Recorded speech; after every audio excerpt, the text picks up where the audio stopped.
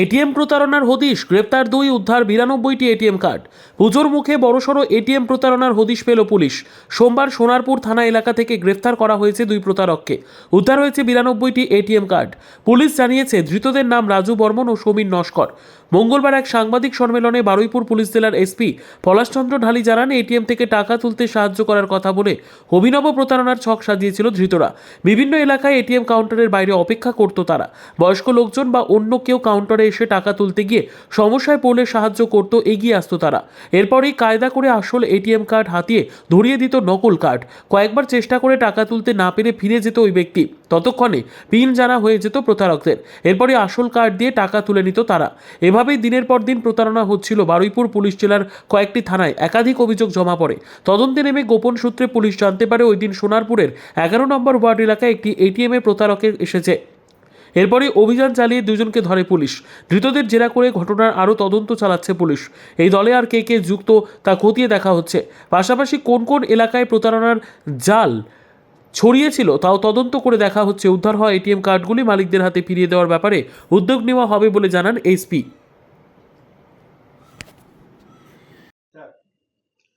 নমস্কার। আপনারা জানেন আমাদের এখন নতুন একটা ক্রাইম যেটা সবদিকে হচ্ছে, ওটা হচ্ছে সাইবার ক্রাইম।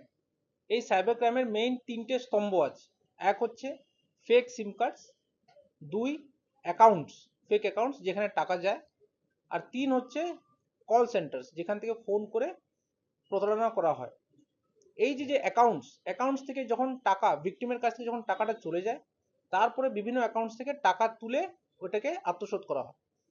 আর একটা মেইন ট্রেন্ড যেটা দেখা যাচ্ছে কি, মানুষকে যখন এটিএম থেকে টাকা তুলতে যায় তখন কিছু লোক, এই দুষ্কৃতীরা, ওদেরকে যেহেতু ওরা অশিক্ষিত থাকে, কিছু বেশিরভাগ এটিএমটাকে অপারেট করতে পারে না, সুতরাং ওদেরকে সাহায্য করার জন্য কিছু এই দুষ্কৃতীরা এটা সুযোগ নেয়।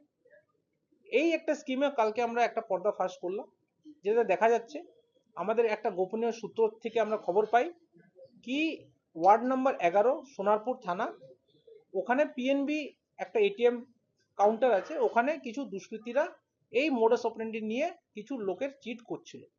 এই গোপন সূত্রের আমরা যখন খবর পাই, আমরা টিমটা পাঠাই ওখানে পাঠানোর পরে আমরা 2 জনকে অ্যাপ্রিহেন্ড করি। ওদেরকে যখন জিজ্ঞাসাবাদ করি তাহলে ওরা নিজের পরিচয় দিতে পারে না। তারপরে ওদের কাছে একটা অল্টো K10 একটা গাড়ি ছিল, ওই গাড়িটাকে আমরা ভালো করে সার্চ করি, ওদের নিজের সার্চ করার পর আমরা 92 এটিএম কার্ডস পাই, একটা কার্ড হোল্ডার পাই, 2টো আমরা মোবাইল পাই, আর ওই গাড়িটা পাই। ওদেরকে যখন জিজ্ঞাসাবাদ করা হয় তাহলে ওরা এই যে 92টা এটিএম কার্ডস এর কোনো সূত্র বলতে পারে না। সুতরাং আমরা যেটা ইনকোয়ারি করে জানতে পারি কি, এই এটিএম কার্ডস বিভিন্ন লোকের নামে আছে, যেটা কি ওদের পজিশনে পাওয়া গেছে। আমরা তারপরে ওনাদেরকে অ্যারেস্ট করি। অ্যারেস্ট করার পরে যখন ওদেরকে ইন্টিগ্রেট করা হয়, ইন্টিগ্রেশনে ওরা যেটা বললো, ওদের মোডাস অপারেন্ডি একদম স্পষ্ট করে ওদেরকে আমাকে ব্রিফ করলো কিভাবে করে ওরা। যখন যদি কেউ এটিএম কিভাবে অপারেট করতে হয় জানতে পারে না, এরা গিয়ে ওদেরকে সাহায্য করার নামে এটিএম কার্ডটা হাতের খেলায় চেঞ্জ করে দেয়। চেঞ্জ করার পরে ওদের ওই এটিএম কার্ডটা, আসল যে এটিএম কার্ড, ওটা নিজেদের কাছে রেখে দিত। 3-4 বার ট্রাই করার পর যখন এটিএম থেকে টাকা বেরোয় না, তাহলে ওরা হতাশ হয়ে ওখান থেকে বেরিয়ে যায়। যখন ভিকটিম বেরিয়ে গেল, তারপরে ওরা যেহেতু পিন নাম্বার তখনই ওরা মনে মুখস্থ করে রাখে, পরবর্তীকালে অন্য জায়গা থেকে ওই এটিএম কার্ড ইউজ করে ওই অ্যাকাউন্ট থেকে টাকা তুলে নেয়। আমরা এটাকে কালকে পর্দাফাশ করলাম।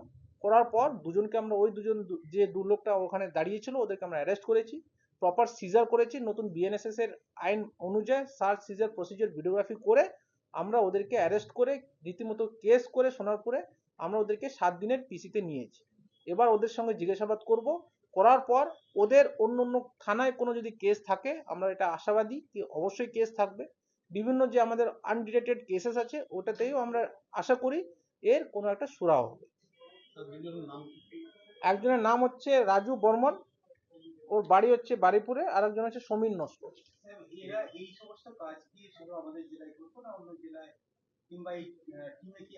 ওটার জন্য আমরা ওদেরকে পিসিতে নিয়েছি।